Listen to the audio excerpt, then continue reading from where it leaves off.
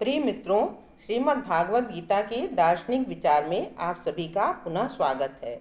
मित्रों, पूर्व वीडियो में आपने जाना था कि जब अर्जुन जो है अपने अभिमान का परित्याग करके अपने को श्री कृष्ण का शिष्य बताते हुए उनसे कर्तव्य मार्ग दिखाने की प्रार्थना करते हैं, तब श्री कृष्ण जो है उन्हें ज्ञान का उपदेश देते हैं।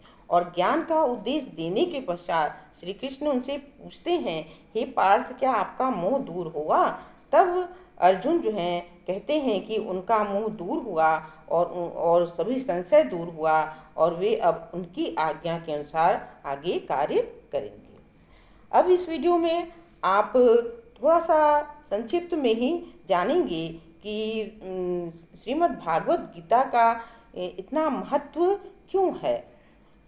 मित्रों, श्रीमद् भागवत गीता जो है वो महाभारत के भीष्म पर्व का एक अंश है। महाभारत को शास्त्रों में पंच वेद कहा गया है और यही एकमात्र ऐसा ग्रंथ है जिसमें समस्त ज्ञान जो है वह भरा हुआ है।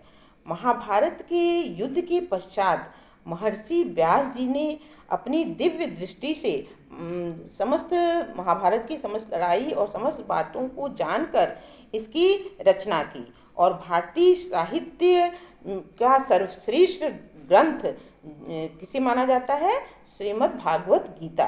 तो भारतीय साहित्य का जो सर्वश्रेष्ठ ग्रंथ श्रीमद् भागवत गीता है, इसी महाभारत का अंश है, या कह लीजिए महाभारत के भीष्म पर्व का अंश है, जिसके पढ़ने से, सुनने से, मनन करने से सब प्रकार से यह क्या है? कल्याणकारक है। क्योंकि इसके विषय में स्वयं वेद व्यास जी ने भी कहा है। कहाँ कहा है? भीष्म पर्व के अंतर्गत ही कहा है, गीता सुगीता कर्तव्या किमन्येयी, गीता सुगीता कर्तव्या किमन्येयी, शास्त्र संग्रह या स्वयं पद्मनाभस्य मुख पद्मा द्विनिसृता। अर्थात उनका कहना है कि गीता को सभी प्रकार से, गीता का क्या करना चाहिए? श्रवण करना चाहिए, मनन करना चाहिए, कीर्तन करना चाहिए, पठन करना चाहिए, धारण करना चाहिए, क्योंकि यह स्वयं पद्मनाभ भगवान के मुख से निकली हुई है। मित्रों, शास्त्रों में कहा गया है कि गीता जो है गीता नहीं, गंगा जो है वह मुक्तिदायिनी है। गंगा जो है वो मुक्तिदायिनी है, अर्थात गंगा में स्नान करने से व्यक्ति को मुक्ति प्राप्त होती है। यहाँ यह ध्यान देने की, यहाँ गौर करने की बात है कि गंगा में स्नान करने से व्यक्ति स्वयं तो मुक्त हो सकता है, लेकिन क्या वह दूसरों को मुक्त करने में या दूसरों को तारने में समर्थ हो सकता है? नहीं ना। वह स्वयं तो मुक्त हो सकता है। अगर ऐसा है, शास्त्रों में अगर लिखा है कि गंगा मुक्तिदायिनी है, गंगा में स्नान करने से मुक्ति मिलती है, तो स्वयं तो मुक्त हो सकता है, लेकिन दूसरों को तारने में वह समर्थ नहीं हो सकता। वहीं गीता रूपी गंगा में स्नान करने से, नित्य स्नान करने से व्यक्ति स्वयं तो मुक्त हो सकता है, मुक्त होने में समर्थ हो सकता है, साथ ही वह दूसरों को भी मुक्त करने में समर्थ हो सकता है। क्यों?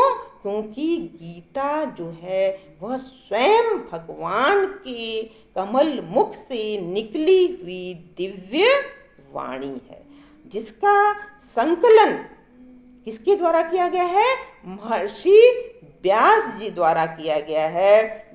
महर्षि व्यास जी ने पूरी महाभारत लिखी है और महाभारत के ही भीष्म पर्व का एक अंश जो है वह क्या है?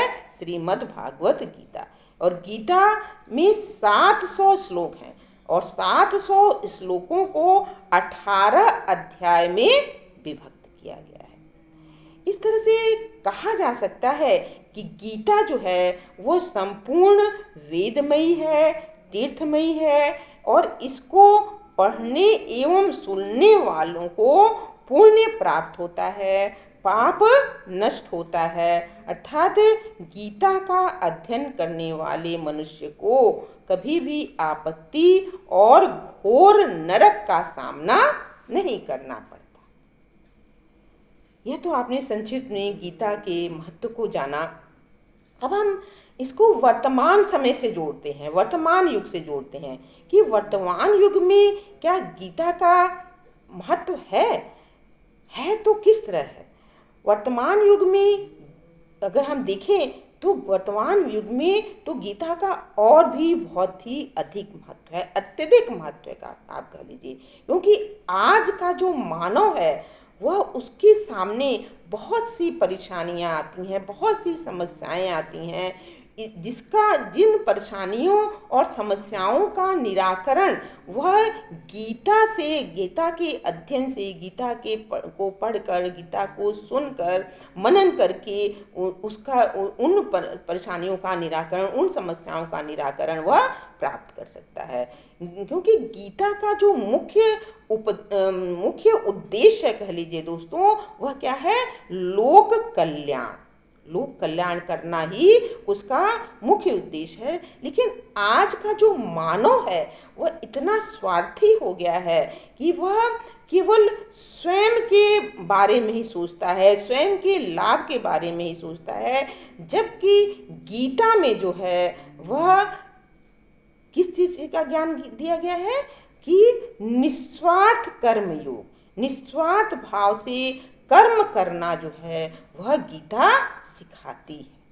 तो अगर हम गीता का नित्य पठन करें, अध्ययन करें या सुने, मनन करें, चिंतन करें, तो बहुत सी परेशानियों का निराकरण हमें स्वयं प्राप्त हो जाएगा। क्योंकि गीता का मुख्य उद्देश्य ही जो है क्या है? लोक कल्याणकारी है। उसका मुख्य उद्देश्य कर्मयोग भी है, आप कह लीजिए, क्योंकि यह मानव को उचित मार्गदर्शन देती है। क्या देती है? उचित मार्गदर्शन देती है। गीता में दोस्तों पूर्ण रूप से मतलब ईश्वरवाद की पूर्ण रूप से चर्चा की गई है।